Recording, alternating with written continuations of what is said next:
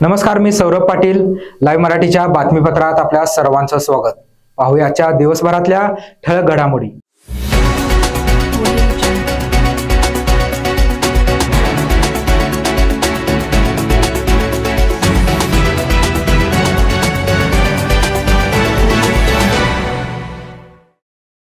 राजकीय शैक्षणिक धोरणाच्या अंमलबजावणीत देशात महाराष्ट्र अग्रेसर आहे, तर शिवाजी विद्यापीठ या धोरणांच्या अंमलबजावणीमध्ये राज्यात अग्रेसर असल्याचं प्रतिपादन उच्च व तंत्र शिक्षण मंत्री चंद्रकांतदादा पाटील यांनी केलं. आज शिवाजी विद्यापीठाचा 61वा दीक्षांत समारंभ पार पडला. यावेळी ते बोलत होते. शैक्षणिक उत्थानामध्ये या विद्यापीठाने बजावलेली कामगिरी गौरवपूर्ण स्वरूपाची आहे.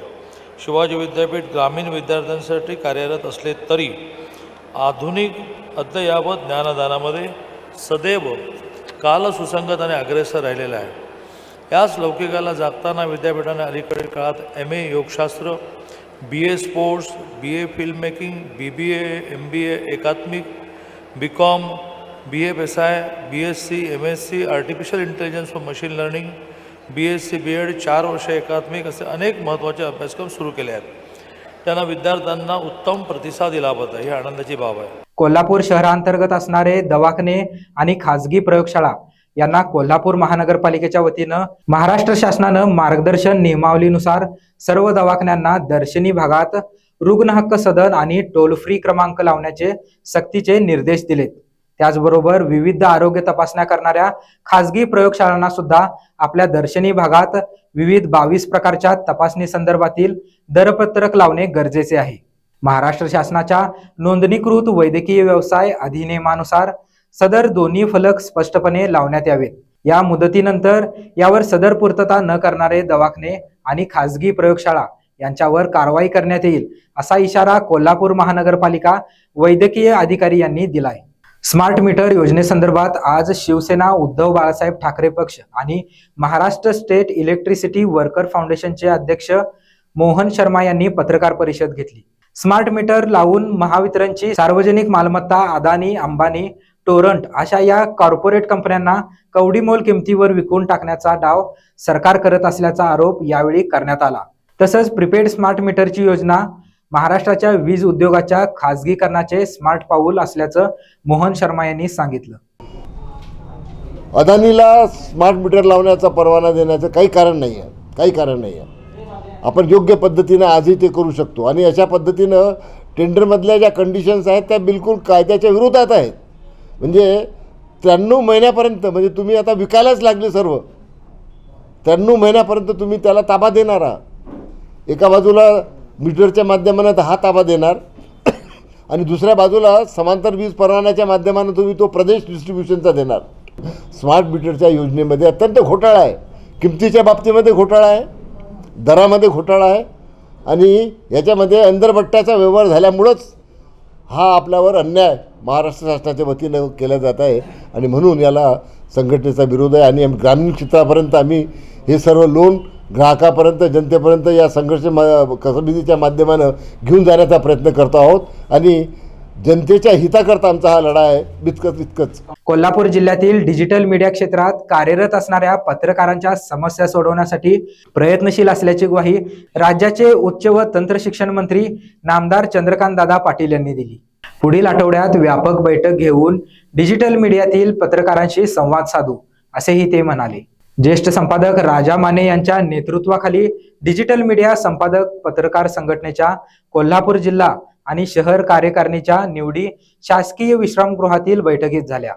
सर्व नूतन पदाधिकाऱ्यांनी आज कोल्हापुरात मंत्री चंद्रकांतदादा पाटील यांची सदिच्छा भेट घेतली. यावेळी ते बोलत होते.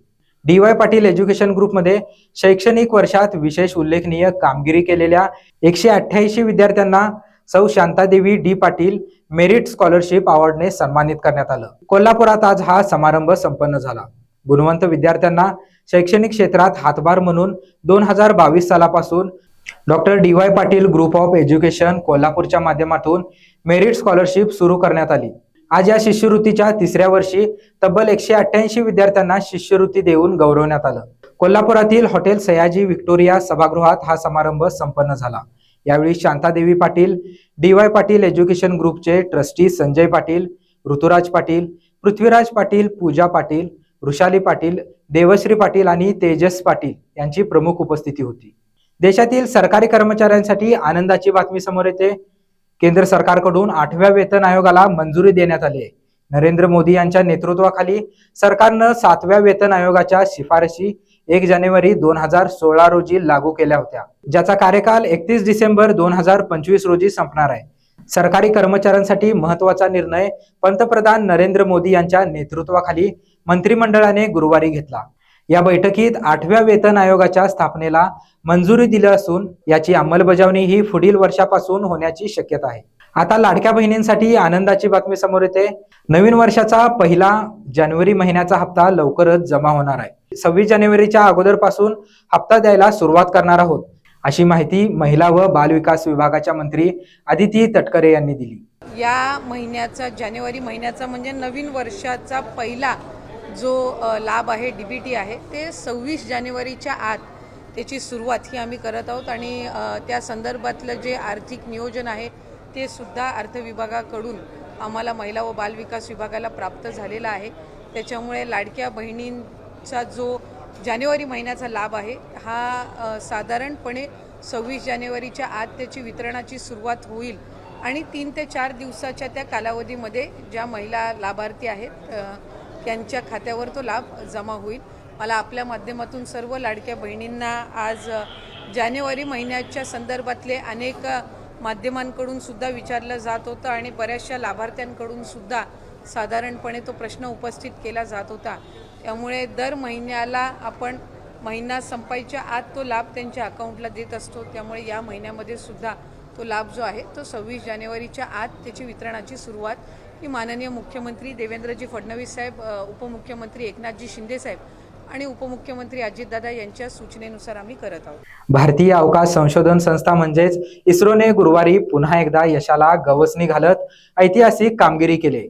अवकाशात डॉकिंग म्हणजेच 2 उपग्रह जोडण्याचा इस्रोचा प्रयोग यशस्वी झालाय। इस्रोने 30 डिसेंबर 2024 रोजी स्पेस डॉकिंग प्रयोगाला सुरुवात केली होती। 2 जानेवारीला इस्रोने डॉकिंग चाचणी दरम्यान 2 उपग्रहांना इस्रोने 3 मीटरपेक्षाही कमी अंतरावर आणले होते आणि नंतर यांना पुन्हा सुरक्षित अंतरावर पाठवले होते।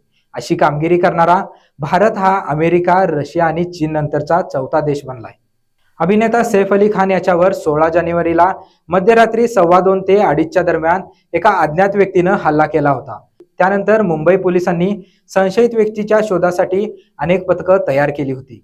या हल्ला प्रकरणात एका संशयित व्यक्तीला पोलिसांनी ताब्यात घेतलंय। सीसीटीव्ही फुटेजमध्ये दिसणारा व्यक्ती हाच आहे का, याचा तपास मुंबई पोलिसांकडून केला जाणार आहे। भारतीय संघात शिस्त आणि एकता निर्माण करण्यासाठी बीसीसीआयने खेळाडूंसाठी 10 नवीन नियम जारी केलेत, ज्यामध्ये देशांतर्गत क्रिकेट खेळणे, दौऱ्यावर कुटुंब आणि वैयक्तिक कर्मचाऱ्यांच्या उपस्थितीवर निर्बंध, तसंच मालिकेदरम्यान वैयक्तिक जाहिरातीवर बंदी घालणं समाविष्ट आहे। बीसीसीआयच्या या 10 नवीन नियमांचं उल्लंघन केल्यास संबंधित खेळाडूला कठोर शिक्षा देखील दिली जाऊ शकते। तसेच IPL मधून या खेळाडूवर बंदी घालण्यात देखील येऊ शकते। ऑस्ट्रेलिया विरुद्ध बॉर्डर गावस्कर ट्रॉफीमध्ये भारताचा 1-3 असा पराभव झाल्यानंतर बीसीसीआयने आक्रमक पवित्रा घेतलाय। या पार्श्वभूमीवर बीसीसीआय कडून हे 10 नवीन नियम लागू करण्यात आले। तर या होत्या आजच्या ठळक घडामोडी। अशाच नवनवीन घडामोडी पाहण्यासाठी पाहत रहा लाईव्ह मराठी।